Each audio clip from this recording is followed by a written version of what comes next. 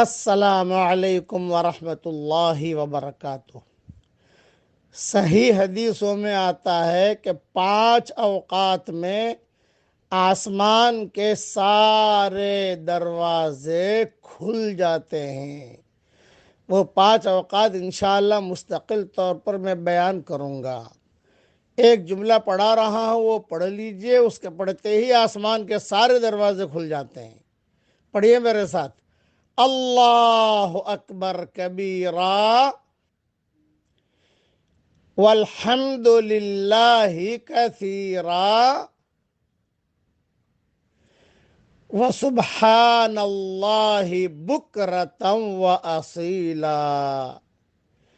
ان 5 اوقات میں سے ایک یہ بھی ہے، صحیح مسلم شریف کی حدیث ہے کہ اس کے پڑھتے ہی آسمان کے سارے دروازے کھل جاتے ہیں۔